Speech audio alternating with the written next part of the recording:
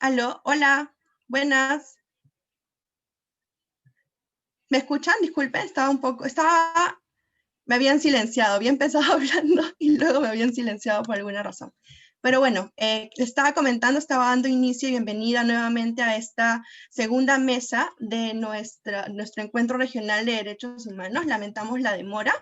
Les queremos dar la bienvenida y les voy a presentar a los equipos participantes, a nuestras comentaristas y un poco dar las pautas que es la misma de la primera mesa respecto a los tiempos y la dinámica de la mesa.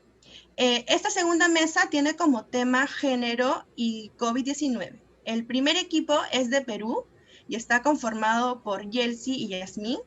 Y el segundo equipo, también de Perú, lo conforman Selene y Fernando. Vamos a seguir con la misma dinámica de la mesa anterior. Cada uno de los equipos presentará su ensayo respectivo durante 10 minutos y luego en los siguientes 20 minutos recibirán comentarios de las comentaristas invitadas, las cuales tendrán 10 minutos cada una para exponer sus apreciaciones del trabajo en discusión. Voy a empezar presentando a las comentaristas que nos acompañarán en esta mesa sobre género y COVID. Tenemos la presencia de Cintia Silva. Ella es abogada por la PUC, es máster en Derecho Penal por la Universidad de Salamanca, ha asesorado en casos de violencia de género y fue abogada defensora en los casos de Manta y Vilca. Es responsable de la Dirección de Asistencia Técnica y Promoción de Servicios del Ministerio de la Mujer y Poblaciones Vulnerables y docente de la Facultad de Derecho de la PUC. Nos acompaña también Beatriz Ramírez. Ella es abogada y magíster en Derecho Constitucional por la PUC, con experiencia en el sector público y sociedad civil en diversas materias relacionadas a derechos y desarrollo. Es docente de Derecho en la Universidad Nacional Mayor de San Marcos, PUC, ESAN, y la Maestría de Familia en la UNIFE, y también en el Centro de Estudios Constitucionales del Tribunal Constitucional del Perú. Voy a presentar ahora y darle paso al primer equipo para que comience con su presentación. El primer equipo, como les comenté, está conformado por Yelsi Guadalupe Yagua Arizapana y Yasmín Leslie Ruiz Ramos, ambas de Perú. Su ensayo fue denominado El tratamiento hormonal como garantía del derecho a la salud e identidad de las personas trans, que han decidido feminizar o masculinizar su cuerpo. 2 puntos. Una respuesta a su suspensión en contextos de emergencia sanitaria. Adelante, Yelsi y Yasmín. Yo les indicaré cuando terminen sus minutos asignados.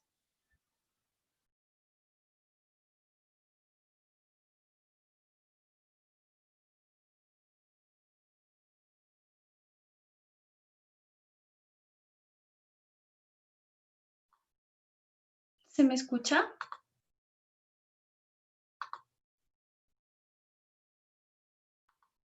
Sí, te escuchamos bien, Yelsi.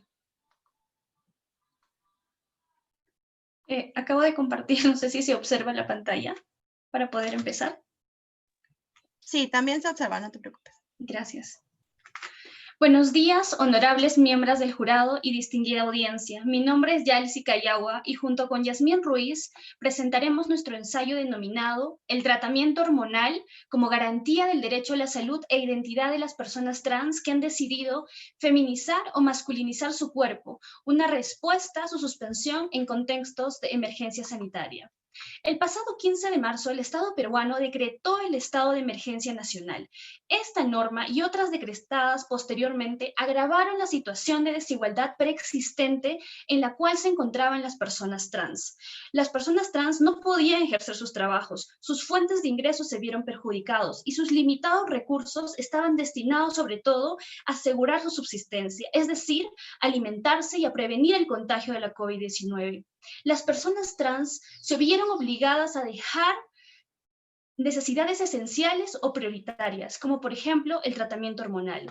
La suspensión del tratamiento hormonal por parte del Estado evidencia una cisgeneralidad privilegiada e invisibiliza la existencia y la realidad trans. El presente ensayo, en ese sentido, tiene como finalidad demostrar y sostener que el tratamiento hormonal es un servicio de salud esencial para las personas trans y por lo cual el Estado peruano tiene el derecho de garantizarlo sin discriminación, incluso en un contexto de pandemia. A efectos de ello, en primer lugar, vamos a exponer quién es la población trans. En segundo lugar, cuál es la importancia del tratamiento hormonal para las personas trans. En tercer lugar, el tratamiento hormonal como garantía del derecho a la salud e identidad de género de las personas trans. Y finalmente, sostendremos que incluso en un contexto de emergencia sanitaria, el Estado peruano no puede suspender el acceso del tratamiento hormonal de las personas trans.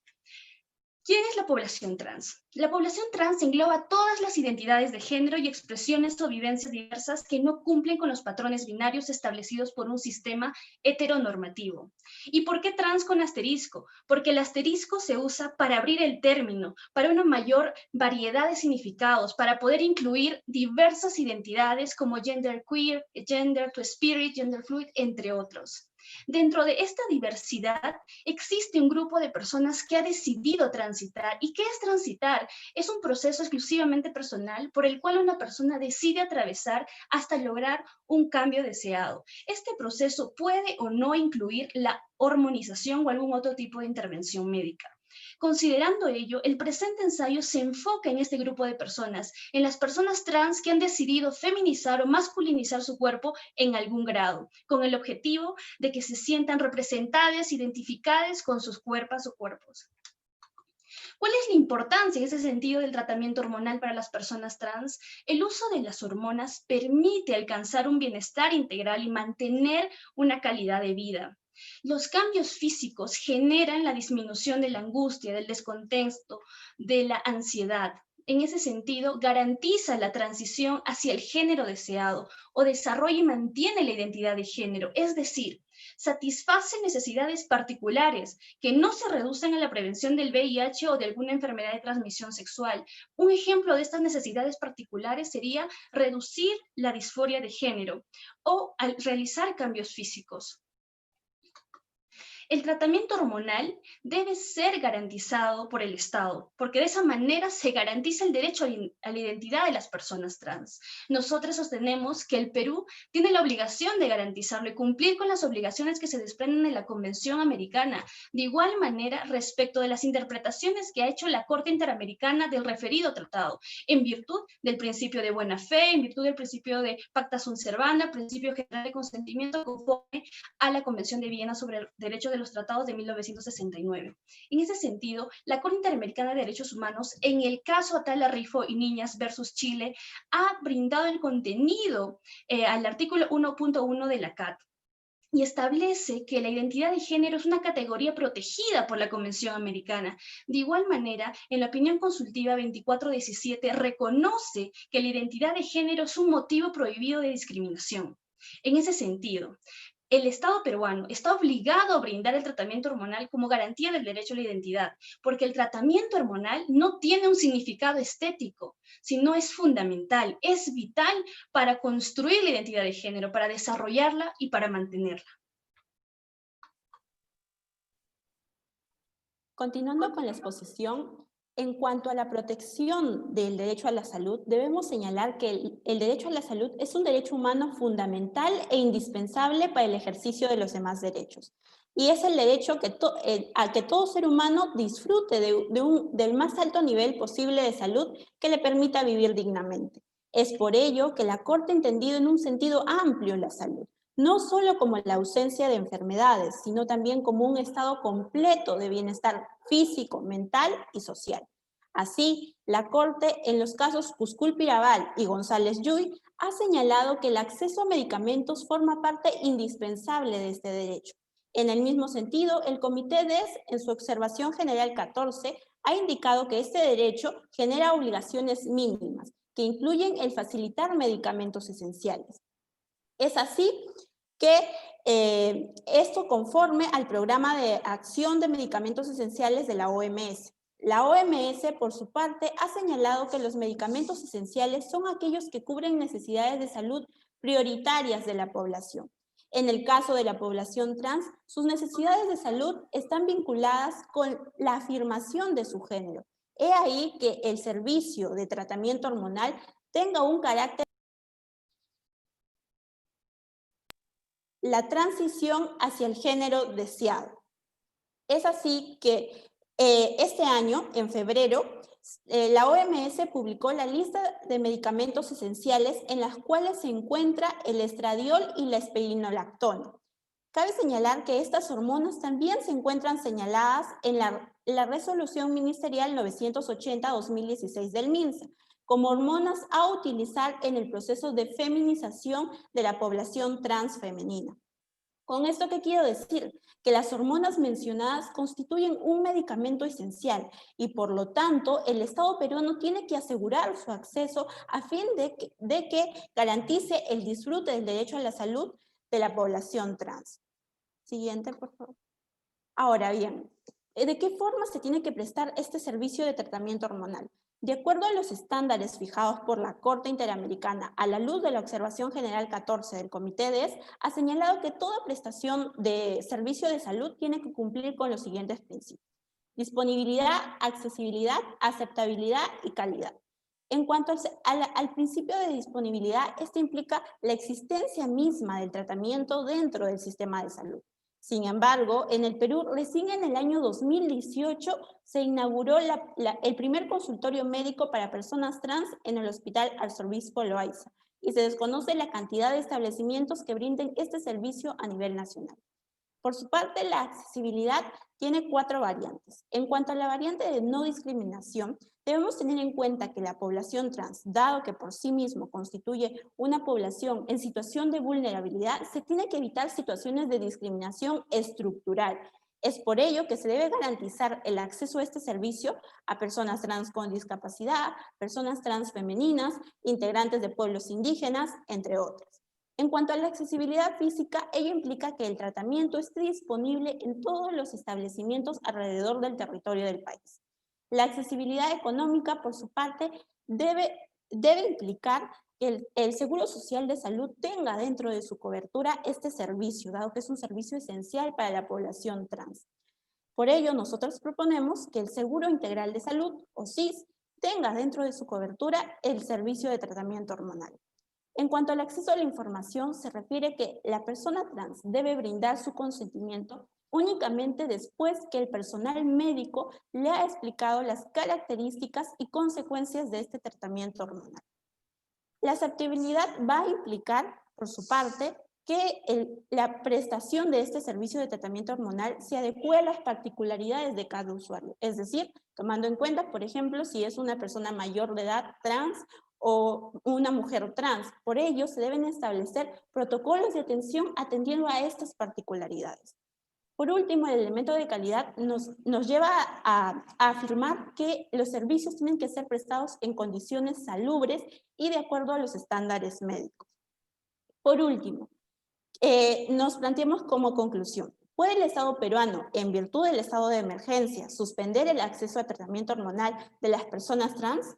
Para ello resulta relevante el artículo 27 de la Convención Americana, que se refiere a la suspensión de garantías y del ejercicio de ciertos derechos y libertades, y que establece una serie de requisitos materiales y procedimentales. Empezando por el requisito procedimental, que se refiere a la obligación de notificar esta suspensión a la OE. Debemos señalar que si bien se empezó con un decreto, que fue el decreto 44/2020 de la PCM, este se ha ido prorrogando. Y la última fecha en que el Estado peruano notificó esta suspensión fue el 3 de noviembre de este año a través del decreto 174/2020 de la PCM. Sin embargo, se debe señalar que en este decreto no se señala alguna restricción expresa al derecho de la salud. Por ello, consideramos que en tanto no existe una restricción expresa y dado el carácter esencial del tratamiento hormonal como servicio de salud, es que el Estado no puede apartarse de estas obligaciones de garantía y respeto del derecho a la identidad de género y salud de las personas trans. Eso sería todo, muchas gracias y quedamos atentas a sus comentarios.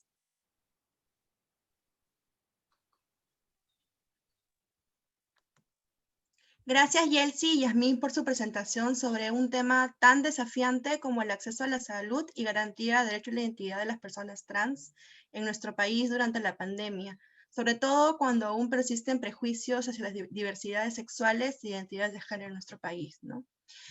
Bueno, ahora de inmediato pasaremos con la ronda de comentarios. Vamos a empezar con Cintia y luego Beatriz. Recordarles a ambas que tienen 10 minutos cada una para sus comentarios. Adelante, Cintia.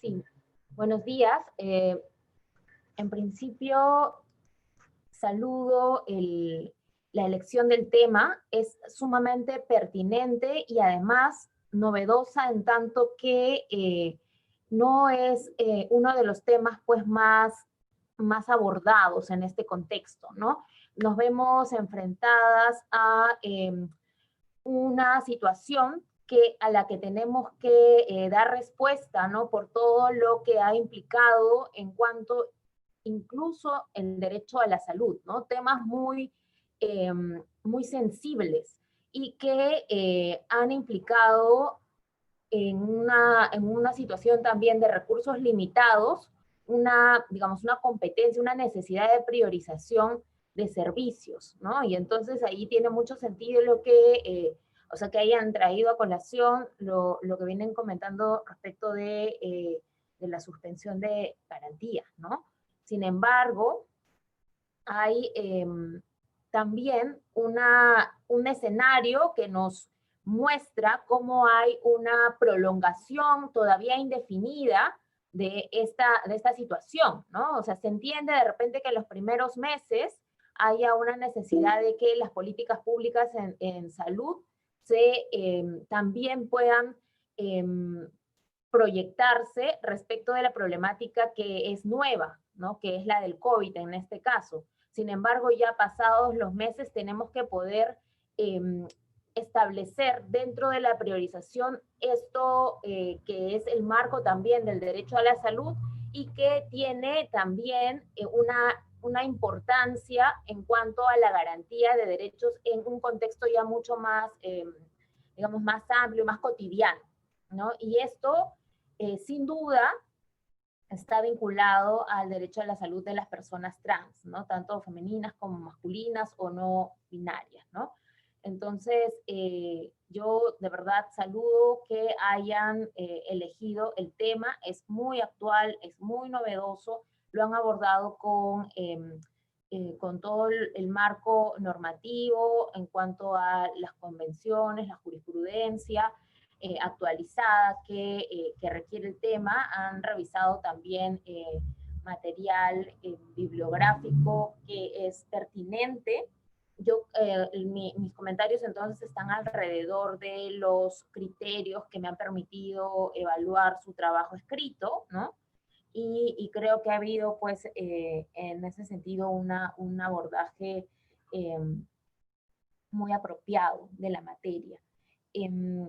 Igual también hay que poder dar cuenta de cómo estas normas, que son evidentemente obligatorias, aunque en todo caso le dan al Estado le dan pautas para que puedan tomar decisiones públicas, ¿no? Que consideren este marco de protección, de garantía del derecho a la salud de las personas trans, ¿no? Pero también hay que, o sea, ya esto como un desafío que me parece que también nos enfrenta a la materia, ¿no? Si hablamos entonces de, por ejemplo, hostigamiento sexual de mujeres, nos van a decir, no, pero ahorita el problema es la deserción o sea, la deserción de todas las personas en cuanto al ámbito estudiantil, el ámbito académico, ¿no?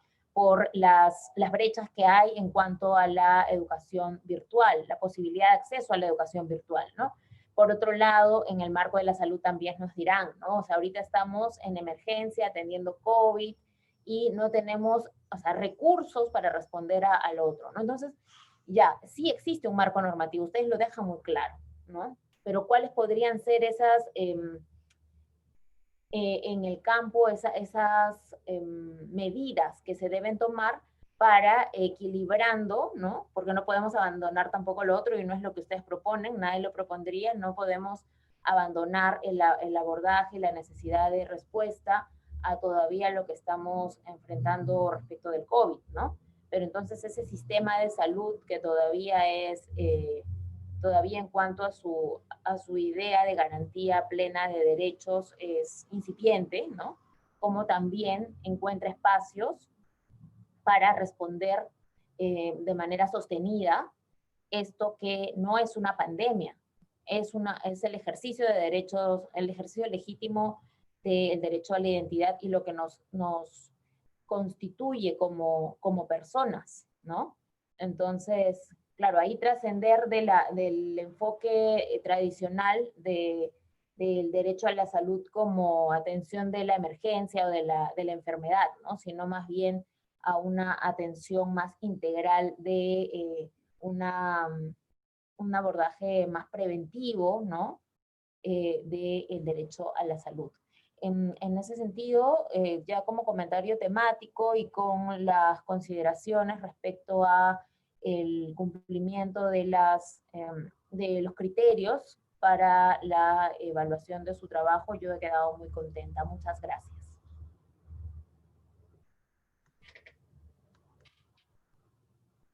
Gracias, Cintia, por tus comentarios. Ahora vamos a pasar con Beatriz, que también va a tener 10 minutos. Adelante, Beatriz. Muchas gracias, muy buenos días a todas. Quiero saludarlas, a mí me ha gustado mucho su ensayo, creo que es además comparto con Cintia y con la organización del Yachay una arista novedosa la que se ha presentado. Creo que la mayoría hubiera esperado que trabajaran discriminación por identidad de género para personas trans en cuanto a la medida esta de no poder salir, hombres y mujeres y su impacto diferenciado, eso hubiera sido como lo más esperado, y en cambio que trabajaran derecho de acceso a la salud ha sido como un aspecto más inédito y eso lo ha hecho particularmente novedoso. Y eso creo que ha sido para todas las que hemos leído sus ensayos muy, muy bueno, porque es como algo, una reflexión, una arista nueva que te hace salir de la zona tradicional y siempre explorar ángulos nuevos es algo que se valora y que de por sí creo que en un encuentro de estudiantes es algo que merece destacarse, ¿no? El salir como de lo que todo el mundo de primera reflexión pone como primer tópico, eso es algo que merece anotarse y creo que Yalsi y Yasmín deben sentirse contentas de haberlo abordado. Y creo que tienen que sentirse gratificadas de haber podido descubrir un nuevo ángulo que permita pensar en las personas trans en su diversidad y en visibilizar su realidad de una forma distinta, fuera de la caja a la que tradicionalmente nosotras y nosotres y nosotros pensamos, ¿no? Entonces, nada, felicidades por eso. Hay una cosa, sin embargo, que me gustaría notar, que me parece que, o yo he sentido, distinta en su exposición respecto del ensayo. Justo estaba leyendo ahora de nuevo su ensayo para ver si de repente yo a la hora de leer el ensayo he leído diferente a la hora de que las he escuchado en la exposición. Y es que yo sentí que en el ensayo el ángulo del acceso a la salud era un poquito distinto. Me explico, ¿ya? Cuando el Estado peruano decidió restringir la libertad de tránsito válidamente, puso una serie de excepciones, ¿no? Porque tú puedes restringir la libertad de tránsito, pero tienes que poner excepciones. Por ejemplo, si tú tenías que buscar acceso a servicios de salud, eso estaba excepcionado, es decir, tú podías buscar servicios de salud a cualquier hora, inclusive en toque de queda. Y lo podías hacer, podías ir a la farmacia e inclusive podías ir a buscar un servicio de salud en cualquier momento. Entonces, en esa línea es que yo entendía que la falta del Estado peruano era no haber considerado dentro de su ensayo que entre las excepciones de acceder a accesos primarios a la salud estaba poder acceder a la continuidad de tratamientos empezados. ¿Por qué? Porque ustedes ponen el énfasis en que había un grupo de personas, y de hecho ustedes consignan en su trabajo las voces de personas trans que ya estaban en tratamiento, ¿no? Que estaban tomando la medicación, y lo que significa dejar de tomar la medicación para sus vidas y tener que comprarse la medicación con su plata y buscarse la medicina con su plata. Y lo mismo le pudo haber pasado a una chica o a un chico o un chique con cáncer que no pudo haber accedido a su quimioterapia. O sea, así de esencial es el tratamiento de hormonización, para ponerlo en términos como así de graves para que lo entienda cualquiera, ¿no? Entonces, cuando yo le hice ensayo, yo pensaba en el ejemplo del acceso a la salud de alguien que necesita una quimio, literal. Y entonces, por el tema de la quimio, cuando uno leía el decreto, a uno le quedaba absolutamente claro que si tú tenías que ir a buscar tu quimio o tenías que ir a buscar, en teoría, tu diálisis, tú tenías derecho a ir a buscar tu diálisis.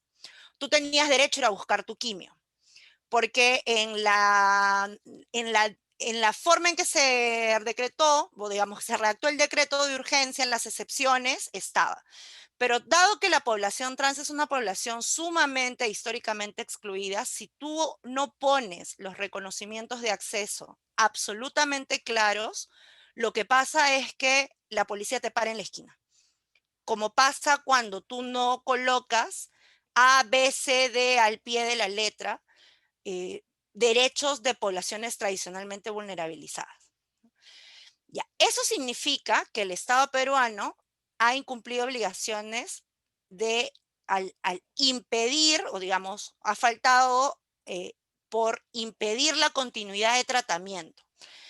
Y hago un matiz. Ustedes además en el trabajo reconocen que a pesar de que desde el 2016 el Estado peruano tiene una normativa sobre la hormonización, el Estado peruano no da ese tratamiento, sino que ustedes ponen la experiencia Loaiza financiada por cooperación internacional, que es la que te da el tratamiento.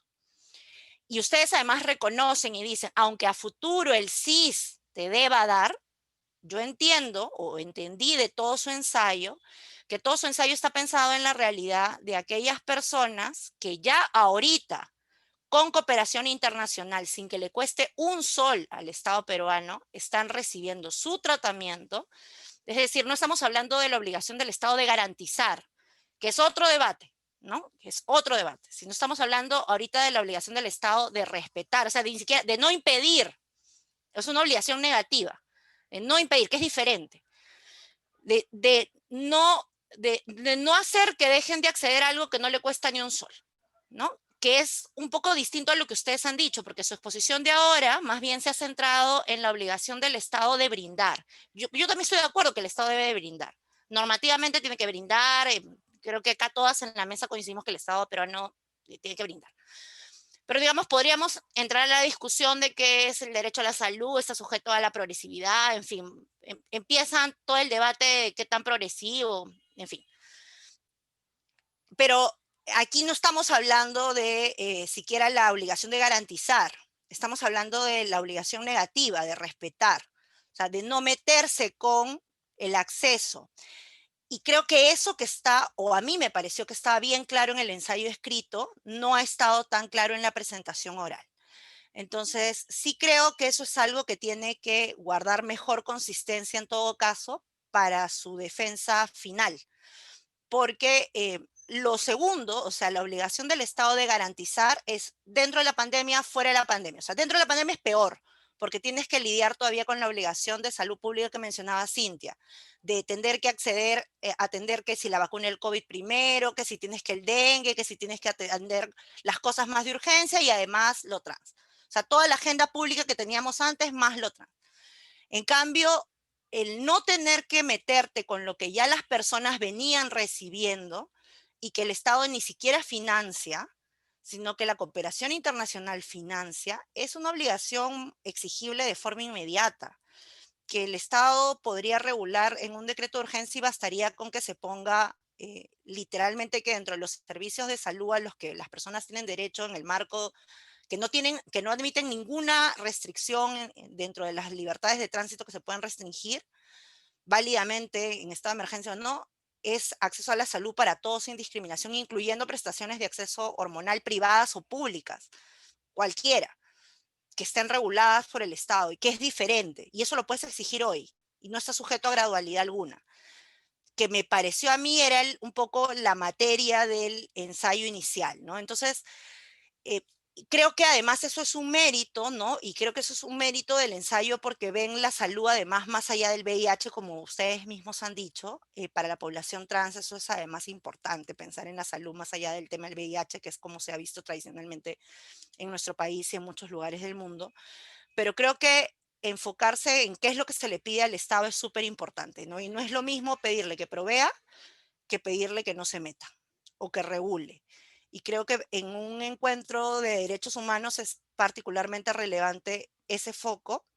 Y nada, les animo solamente a que apuntalen ese punto porque mi intuición es que eso es particularmente relevante para fines de su demanda. Dicho eso, les deseo muchos éxitos en el encuentro y en general en sus estudios. Muchas gracias.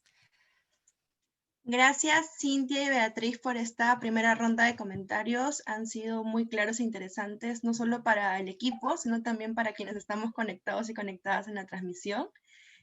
Ahora voy a presentar al segundo equipo, que ha denominado su ensayo Violencia contra la mujer en contexto de pandemia y análisis jurídico del decreto legislativo 1470, de Selene Yanira de la Cruz Otelo y Fernando Sebastián Torres Guaylupo, ambos de Perú. Adelante, Selene y Fernando, tienen 10 minutos para su presentación. Hola, sí logran escucharme, ¿cierto? Sí, te escuchamos, Selene. Genial, ya.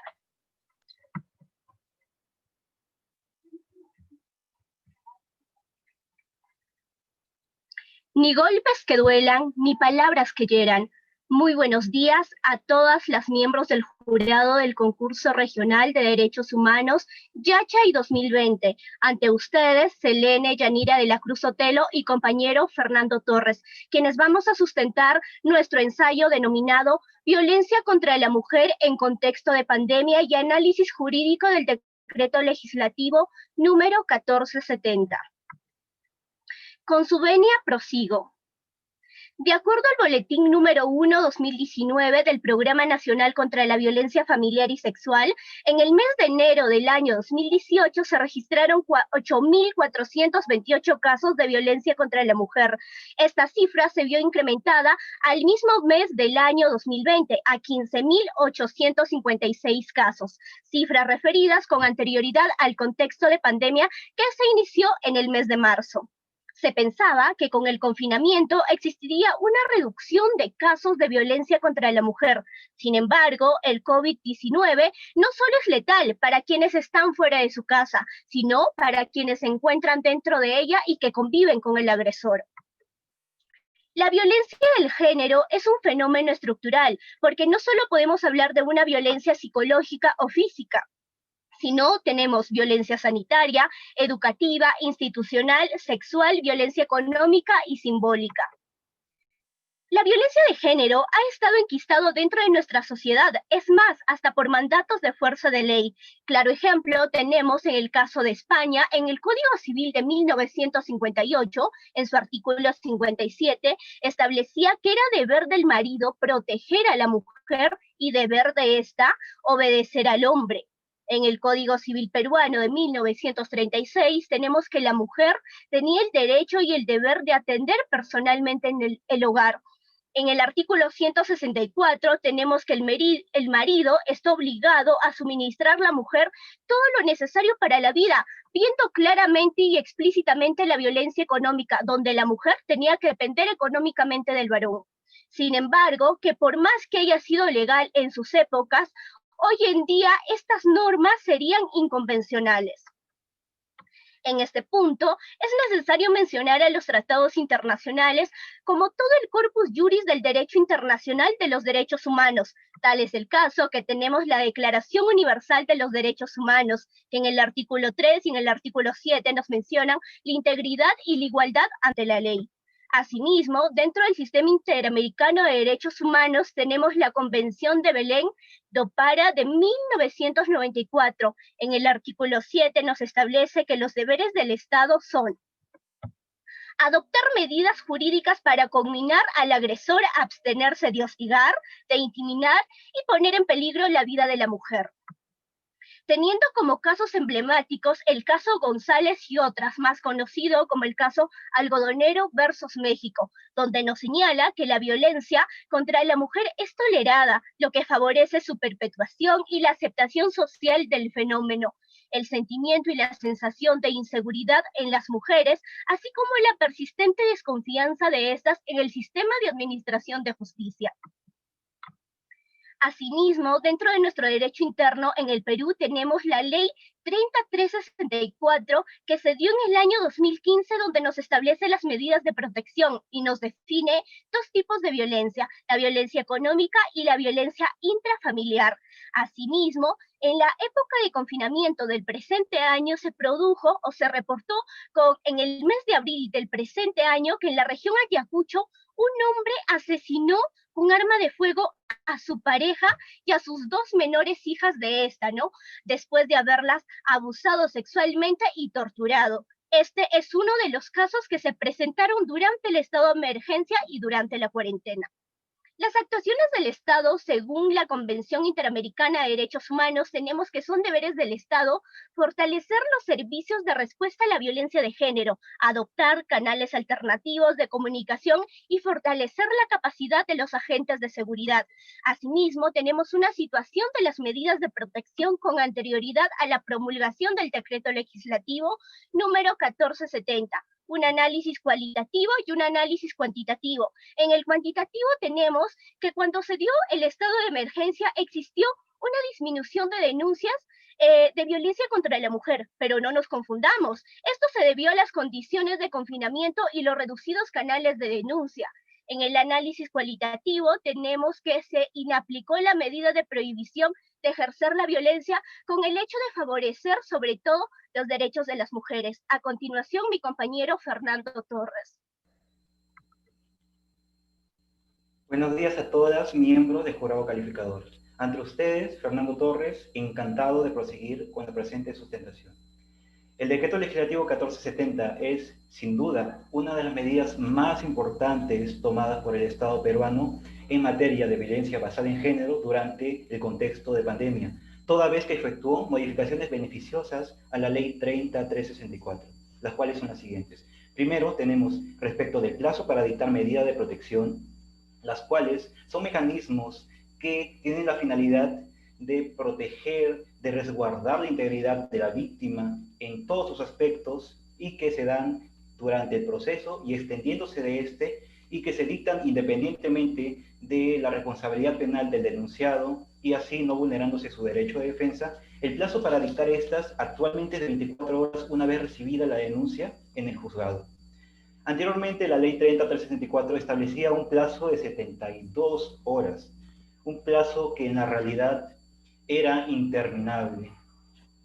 Y de esta manera pues cabía preguntarnos, ¿dónde quedaba el literal C del artículo 7º de la Convención de Belém do Pará, que desde el año 96, fecha en que Perú ratificó la misma, había establecido que era un deber de los Estados parte incluir en su legislación interna normas de cualquier índole que estén destinadas a prevenir la violencia? Nos preguntamos, ¿tuvo que suceder un contexto de pandemia? ¿Tuvo que llegar un virus a nuestro país para ver la realidad? Segundo, tenemos que la audiencia se prescinde de la misma y de la presencia del denunciado en la audiencia. Con la ley 30364, inclusive el denunciado podía demandar la nulidad de todo lo actuado por el hecho de no haber sido invitado a la audiencia. ¿Cómo podemos nosotros imaginar un escenario donde víctimas, niña, adolescente y mujer comparten un mismo ambiente con el denunciado? ¿Acaso los tratos denigrantes no están proscritos por el artículo 5 de la Declaración Universal de Derechos Humanos? Tercero, los recursos tecnológicos se ponen de relieve, siendo necesarios para la comunicación del juzgado con la víctima, y lo cual guarda concordancia con la resolución número 1 de 2020 emitida por la Comisión Interamericana de Derechos Humanos, en la que se estableció que es un deber de los Estados parte, dentro de los cuales evidentemente está Perú, fortalecer los servicios de respuesta a la violencia de género adoptando canales alternativos de comunicación. Cuarto, en cuanto a las medidas de protección en sí mismas, deben darse aquellas que repelan el contacto de víctima y agresor. En este punto de la sustentación cabe preguntarnos, ¿este decreto de qué manera se está replicando en la realidad? De una entrevista con la defensora pública Rocío Vidal pudimos concluir lo siguiente. quien es defensora pública en Trujillo. Primero, el plazo para otorgar medida de protección. Este plazo se está viendo vulnerado debido a que, luego de analizar con las fichas de valoración de riesgo, que es un documento para medir el riesgo de los hechos de violencia, cuando estas arrojan que es un riesgo leve, muchas veces deciden derivarlo a un conducto regular. ¿Qué significa esto? Que no va a resolver el juez de turno del día, sino que van a esperar a que deriven a un juzgado para que éste pueda pronunciarse, lo cual no debe ser así. Segundo, respecto de las audiencias de medida de protección, sí se están prescindiendo, pero lo único que se está logrando es una celeridad más no una tutela efectiva, porque ¿de qué sirve resolver rápido si están resolviendo declarando infundados los pedidos? ¿De qué sirve resolver rápido si están otorgando medidas de protección que no son adecuadas, ya que son básicas y son simplemente complementarias? Tercero, respecto de los recursos tecnológicos, estos no se están utilizando como debería ser. Los jueces no se están entrevistando con las víctimas y aún no habiéndose entrevistado con las víctimas, deciden quitarle credibilidad a sus denuncias, quitándole credibilidad por el hecho de no tener, pues, esta conectividad, estos recursos para contactarse con la víctima. Y por último, respecto de las medidas de protección en sí mismas, nosotros no contamos con refugios, hogares refugio temporales. Aquí en Trujillo, por lo menos, lo único que tenemos es casas, hogares de niños. Pero ¿dónde quedan todas las mujeres que son víctimas de violencia día a día y que están a la espera de que un gobierno regional o un gobierno local se ponga en marcha para implementar y aprobar por medio de su consejo un presupuesto, una parte de su presupuesto para implementar estos casas refugio temporal? Respecto de nuestras conclusiones tenemos lo siguiente. ¿Nosotros qué tenemos? Tenemos una violencia de género impregnada en la sociedad sistemáticamente debido a las autoridades, debido a las leyes que hemos tenido y debido a la sociedad de su conjunto. ¿Qué no tenemos? No tenemos menos casos de violencia, tenemos menos casos de violencia reportados. Eso sería todo. Muchas gracias por su atención.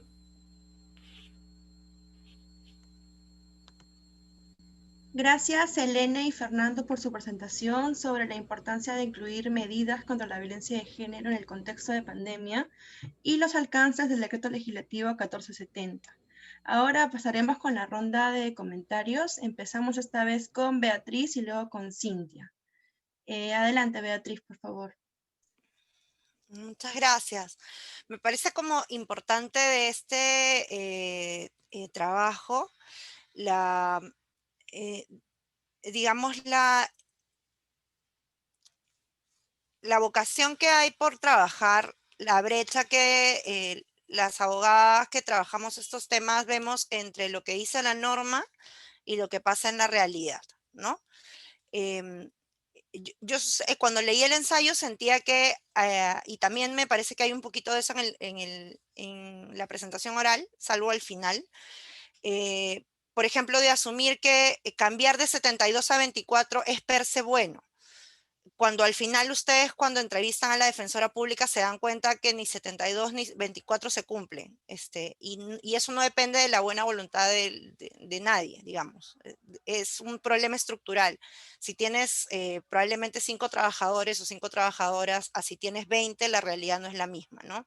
Si esos 5 trabajadores o 5 trabajadoras trabajan a 3 turnos con otras más personas y tienen adecuadas notificadoras y notificadores, la respuesta va a ser otra, ¿no? Puede haber muchísima buena voluntad en muchas personas del sistema. De hecho, hay muchas personas muy comprometidas en el sistema de justicia, pero hay un diseño institucional que está detrás y que no es muy sencillo de cambiar. Entonces, creo que es importante que en un encuentro estudiantil, y por eso me parece valioso este ensayo, se aborde, digamos, con una perspectiva crítica, la distancia que hay entre las normas y lo que pasa en la realidad, ¿no? Y se vea con una perspectiva crítica.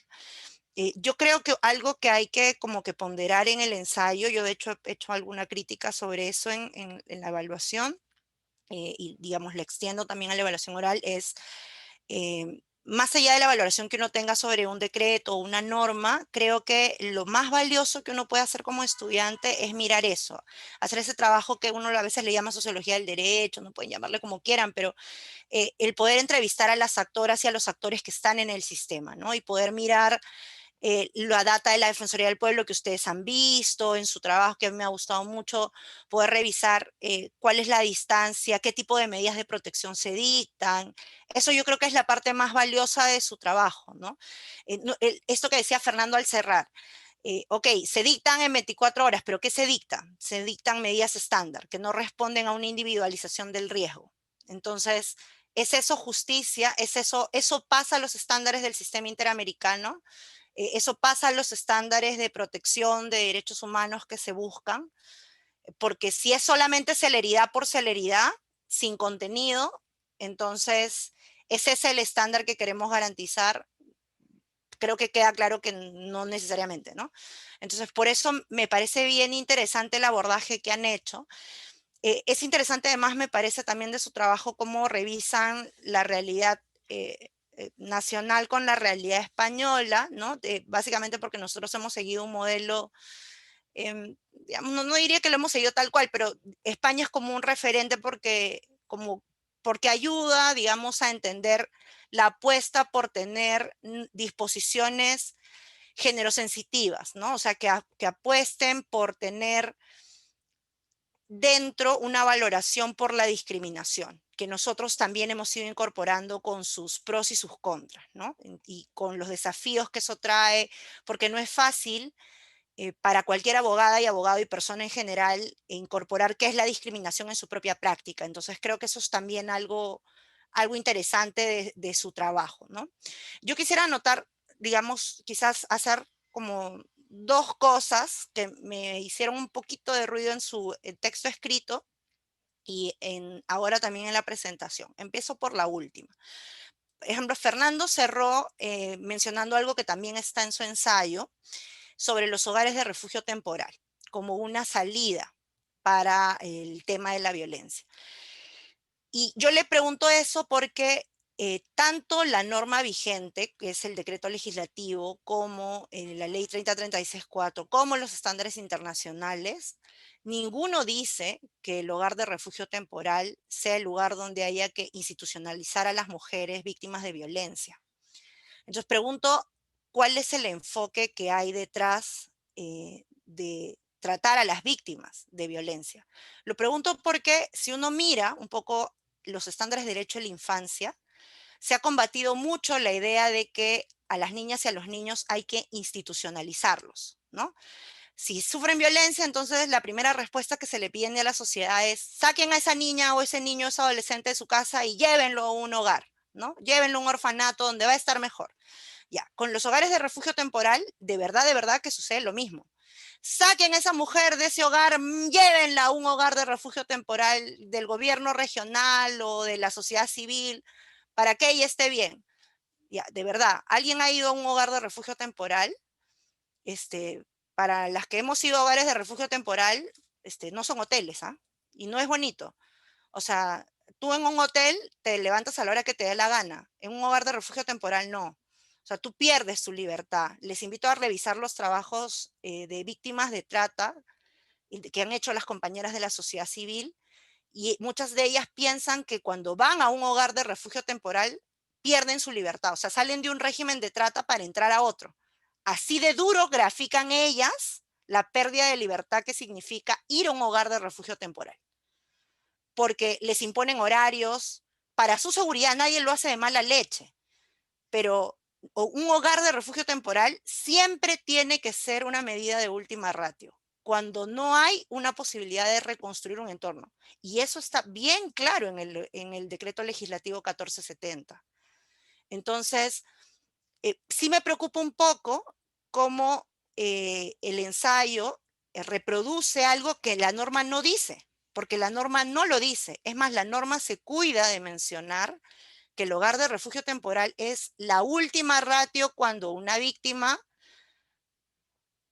está en un caso en el que el agresor no puede salir, porque de repente la casa es de él, la familia es de él, todo es de él, pues si ya él no puede salir. Ella tiene que salir y ella no tiene un entorno familiar, no tiene un entorno social, no hay nadie, absolutamente nadie, porque es migrante y no tiene absolutamente ninguna red donde pueda ir y tiene que ir a un hogar. Entonces, yo diría, eso es una primera cosa que que hay que revisar, porque si no parece que toda la Convención de Belén do Pará y la CEDAW y todos los estándares de derechos humanos de arriba se quedaron descolgados, y a las mujeres hay que mandarlas a un hogar de refugio temporal, como antes, y hasta el día de hoy lamentablemente a las niñas y a los niños se les dice hay que institucionalizarlo, ¿no? Porque eso en el fondo dice de un estereotipo de las mujeres víctimas sin agencia que hay que colocar de acá para allá. Y yo sé que las personas no lo dicen de mala leche, pero es bien fácil desempoderar a las personas, ¿no? Con muy buena voluntad. Y muchas cosas se hacen con muy buena voluntad, pero terminan causando efectos muy perversos. Y una cosa no quita la otra, ¿no? Digamos, el efecto perverso no se borra porque lo hagamos de muy buena leche y con muy buena voluntad. Entonces, eso diría que es como una primera cosa de la última que querría mencionar. Y lo otro es, hay otra parte del ensayo que menciona justamente esto de a la hora de garantizar, ¿cuál es el estándar de derechos humanos para poder garantizar un adecuado acceso a la justicia en esta primera parte, ¿no? Y ustedes relevan dos cosas que a mí me parecen vitales. Uno, celeridad, con lo que yo estoy de acuerdo, pero ustedes señalan, se necesita una medida que realmente responda a la víctima. Ya. Eso se supone analizar de acuerdo al estándar de riesgo concreto, real, inmediato, que viene del caso Campo Algodonero, que citó Selene, supone analizar un riesgo. Eso supone tener pautas objetivas de analizar un riesgo. Además, ustedes citan en su escrito la sentencia del Tribunal Constitucional sobre medidas de protección y sobre la constitucionalización y la constitucionalidad del decreto, de la ley 3036-4, publicada en marzo de este año. Entonces, ese razonamiento debería llevarles a concluir algo sobre lo que el sistema judicial tiene que hacer. Y ustedes han señalado también en su ensayo y acá también en su informe oral que no hay comunicación efectiva. Bueno, ¿eso es constitucional? Y yo tengo una perspectiva sobre eso. Eso para mí no es constitucional. De hecho, no pasa lo que el Tribunal Constitucional dice. El Constitucional dice que tiene que haber una evaluación de riesgo porque eso es lo único que justifica, junto con el peligro en la demora, que obviamente hay, la evaluación del riesgo es lo que justifica la intervención de la medida de protección. Entonces, eso es además lo que creo que ustedes podrían como reforzar o potenciar un poco más, unir el estándar internacional con el estándar nacional y ver un poco qué es lo que hay que hacer, más allá de la fórmula normativa que hay hoy día, que está vigente, que creo que es importante que la hayan retomado, como aterrizar, digamos, un poco, ya, ¿qué es lo que hay que hacer? Ustedes diagnostican bien qué es lo que no se hace, ya muy bien, ya, pero ¿qué es lo que hay que hacer? Digamos, ¿hacia dónde es que habría que ir?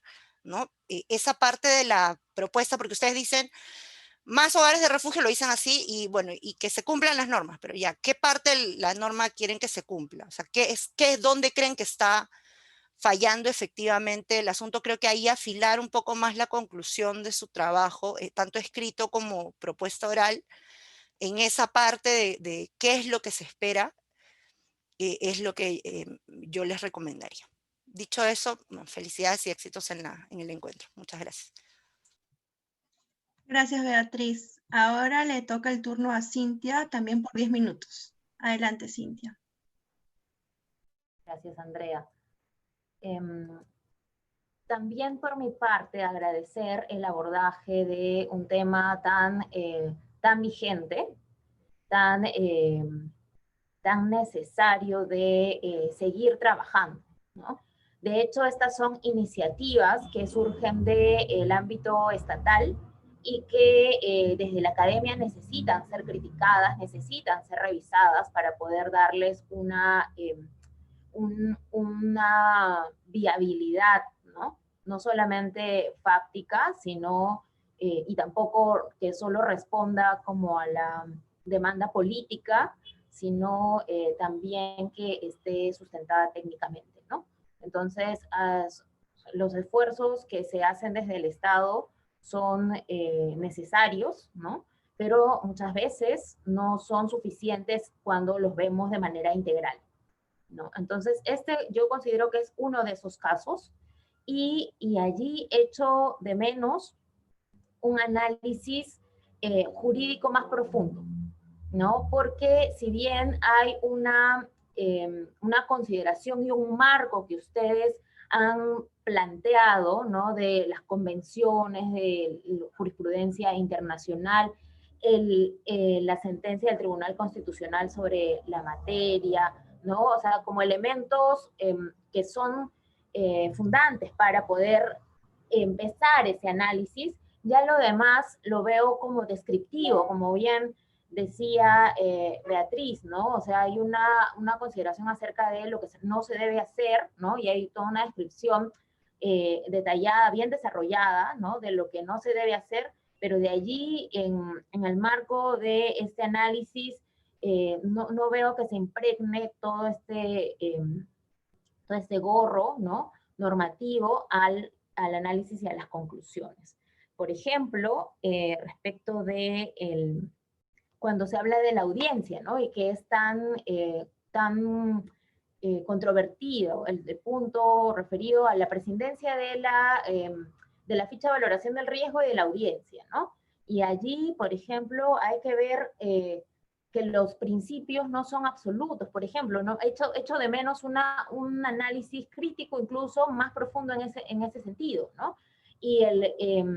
Y se habla pues del principio a la inmediación en este punto, en cuanto a la audiencia que nos llevaría al conocimiento y apreciación del riesgo, qué es lo que se debe tomar en consideración para plantear una medida de protección. La medida de protección no es una decisión jurisdiccional vinculada a la responsabilidad penal o un adelanto de opinión respecto de la responsabilidad penal, ¿no? Entonces, el principio de inmediación no es lo mismo en cuanto a la responsabilidad penal que en cuanto a la decisión jurisdiccional de la medida de protección. Y eso creo que hace falta desarrollarlo jurídicamente. No se podría decir, y por eso el decreto legislativo 1470 se cuida en el sentido de no avanzar a la parte de la sanción, a donde tenemos que responder, ¿no? A lo que tenemos que responder en este momento de pandemia en que toda la policía pues lo que hacía es llegaba con las justas y con el miedo al contagio una víctima a denunciar, le decía, no, acá estamos en modo pandemia, ¿no? En modo COVID. Entonces había la necesidad de plantear qué cosa es lo que tienes que hacer, no es que estás en modo COVID únicamente, ¿no? Hay algunas otras cosas que también generan riesgos incluso para la vida o para el desarrollo lo más normal posible de la dinámica de vida, ¿no? De las personas, en este caso las mujeres en especial, niñas, niños, adolescentes, ¿no? Personas en situación de vulnerabilidad en general, ¿no? Entonces, claro, aquí estamos respondiendo a un contexto especial. No podríamos entonces hablar de esto en la normalidad, así o sea, no a la ligera, no se podría pues decir prescindencia de la ficha de valoración del riesgo, de prescindencia de la audiencia en cualquier contexto. Estamos en un contexto COVID y eso, o sea, marca una diferencia. Y también incluso en contexto COVID no podemos decir prescindencia de la audiencia o prescindencia del juicio, de la etapa de enjuiciamiento respecto de la sanción penal, ¿no? O sea, esa es otra cosa. 1470 no avanza ahí porque claramente es otra cosa. La finalidad del 1470 es responder a poner a salvo a las víctimas. Y no tenemos capacidad, ¿no? La policía no tiene capacidad de pues salir a las calles, hacer las visitas para ver si está bien o no está bien, con lo que eso también pueda llevar de cuestionamiento, ¿no? Está bien que la policía visite a las víctimas, o sea, con su formación, con todo lo que simbólicamente representa la policía, ¿no? Está bien que ellos se encarguen de la ejecución de las medidas de protección. Hay que revisarlo. Todavía hay mucha tarea, ¿no? Por hacer en este ámbito. Pero entonces hay una razón por la cual se debe preferir en este contexto, y no le podemos dictar al señor, a la señora jueza, no le podemos dictar, tú tienes que decidir esto y nada más que esto. No se puede, ¿no? Porque pues tienen autonomía, ¿no? Independencia, etcétera.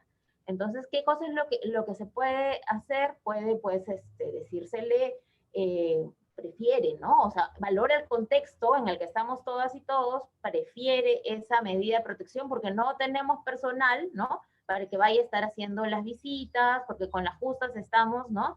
Y la ficha de valoración del riesgo nunca debería ser la única fuente de información acerca del riesgo, ¿no? Entonces, allí, ¿qué es lo que corresponde? ¿Qué es lo que corresponde en un momento en el que, tomando en cuenta la realidad en la que estamos, el policía no está o sea, lo que quiere es que no se le acerque la señora también está muy nerviosa, o por teléfono están, pues, ya sobrepasados más que siempre, ¿no? Y entonces están con poca disposición de llenar un cuestionario, que es lo que es la ficha de valoración del riesgo, ¿no? Que pues requiere un espacio, un tiempo específico, porque igual trata acerca de hechos traumáticos, hechos que generan pues sufrimiento, ¿no? Entonces sí, la víctima es la principal fuente, ¿no? Y cuando hablamos de prescindencia entonces de la ficha de valoración de riesgo, prescindencia de la audiencia, no quiere decir que hay que tomar la decisión sobre la nada, ¿no? O allí esperaba pues un análisis sobre ello, porque también aquí es decir, ¿no? La ficha de valoración del riesgo puede prescindirse, no es obligatoria en este contexto únicamente, no es obligatoria la audiencia. O sea, la audiencia en realidad se puede dar hasta por teléfono, pero en el caso de que no se pueda dar y venga el policía y diga ya, interviene un caso así, la señora está en el hospital, va a regresar en 2 días a su casa, no va a encontrar pues o sea, la señora no está en capacidad de declarar nada, ¿no? De participar en ninguna audiencia. La idea es que se saque de inmediato al agresor en ese caso, ¿no? Y sí, pues tendría que ser en ese caso puntual, no en la generalidad, pues con la posibilidad de que sea prescindiendo de la audiencia, porque ya tendría otras fuentes de información, ¿no? El acta del hospital, el policía, etcétera. Facilitar las cosas o darles más ideas en este contexto a los jueces y juezas. ¿Cuáles son los problemas dogmáticos que tiene este tema? Eso es lo que esperaba que se responda, ¿no? Sin embargo, me parece que es un buen primer avance, o sea, es correcto, lo que han planteado es correcto, pero de aquí en adelante hay que desafiarnos en cuanto a lo que es nuestro aporte en cuanto a nuestra disciplina jurídica, ¿no? Ese análisis más profundo respecto de, o sea, cómo es que esto sí se justificó, ¿no? Y sí es constitucional en este momento, o no, ¿no? Y que, en todo caso, qué propuestas sí tendríamos que puedan cubrir todo esto que es ya de por sí muy difícil, ¿no? Muchas gracias. También contenta con su aporte. Suerte. Muchas gracias, Cintia. Bueno, hemos culminado con las presentaciones y comentarios de esta segunda mesa. Agradecemos a Yelsi, Yasmín, Selena y Fernando por sus excelentes trabajos y presentaciones. Y también le agradecemos a Cintia Silva y a Beatriz Ramírez por sus comentarios e impresiones sobre sus 2 ensayos que han girado en torno a la garantía de derechos e impacto diferenciado del COVID-19 en base al género. Estamos seguras que serán aprovechados al máximo por los y las participantes. Gracias y seguimos ahora de inmediato con la siguiente mesa.